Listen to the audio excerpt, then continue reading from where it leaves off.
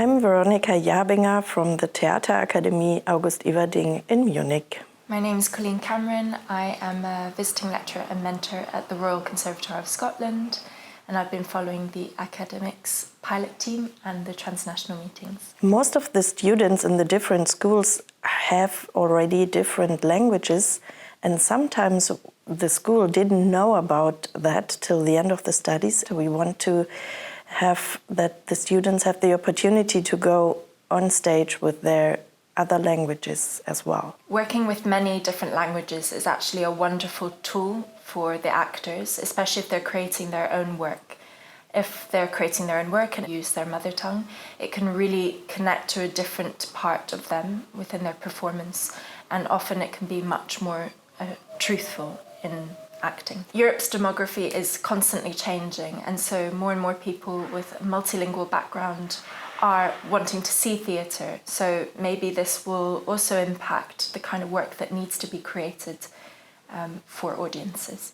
If young actresses and actors had once the possibility to be in multilingual projects like we did now with academics, the pilot team, they got to know that it is possible to work like this, and they are more open for projects like this. Often there's pressure when it comes to speaking the language of the school that you are studying in, to pronounce it really correctly, and sometimes this can be actually a barrier to the performer. So the possibility of being able to work in their own language to connect further to a character is actually very important to their training. Many of the students have the wish and the desire not only to work in the language which is normally taught in the school, but further on in English for having film scenes or something to get connected to industry and to get jobs. Unfortunately, in the UK industry, there is a lot of stigma attached to people who come to Britain and speak with a slight accent, so our international students. We find that in the industry itself, you're very unlikely to get work, say, as anything other than a very stereotypical role that's linked to the accent that you're speaking in. So this kind of stigma ought to go away. But what we did find when we were talking about these in every country is that, for instance, in Germany, actually you're more likely to get work if you have an accent, because at the moment it's very interesting for audiences to hear different stories on stage. And for instance, in Germany, the theatre is more and more reflecting the demography, and so it's more common to see different accents on stage, whereas 10 years ago that wasn't something that happened. At the Royal Conservatoire of Scotland, there is a course where they train actors in English and British Sign Language to create work, to be actors, and more these actors are being incorporated into speaking theatre companies. And so in Scotland, it's actually considered, quite rightfully, a multilingual piece of work if there's British Sign Language in it. And it's important to remember that as well. It's really important that the students are made aware of what's going on in the place they're studying. So it's vital that teachers, the staff, make sure that the students know that there are multilingual shows on in the city. We also thought that it would be a fantastic idea is to really collaborate with the libraries that are in the schools and to encourage them to stock books, texts that are in different languages so that students are able to access them easily.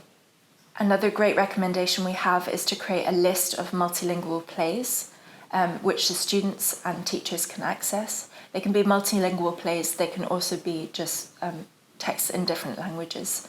The partners would like to make exchanges with the other schools for teachers and students to get more used to work with other languages. For recommendations on what to change within the curriculum, It would be fantastic if we would be able to continue an exchange between the students so that they can create shows together, maybe once every 2 or 3 years. As part of the curriculum, it would be really interesting to actually include performances or work that is not text-based, but more physical theatre or musical.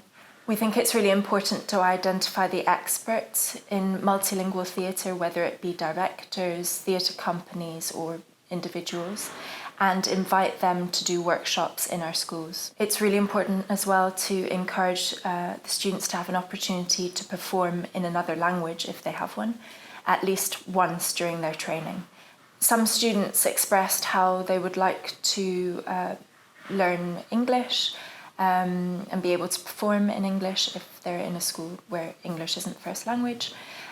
So we considered that it might be worth creating mandatory classes of how to perform in another language. If we give the students the time for their own personal projects, we will get new stories. And when they bring their own stories, it's more easy for them to use their own mother tongue or bilingual. If the students need help for their own projects, they can get impulses of the mentors and they can help with the different languages on stage as well. We would also recommend that it's important to think about multilingualism in the recruitment process when auditioning students.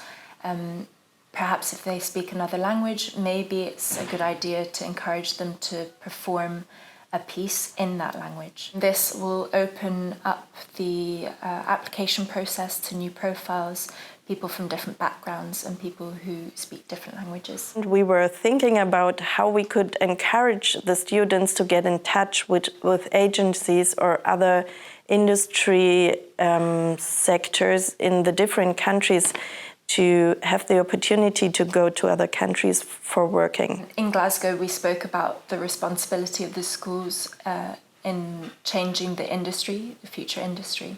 And we considered how important it is to connect to different communities where the schools are based. And in doing that, then, encouraging people from a different background to apply to the school and ultimately change the industry.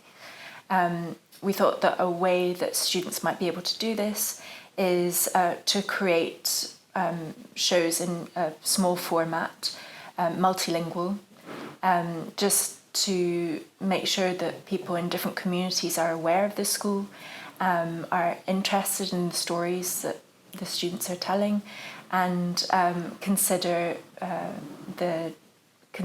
going to drama school as an option for them.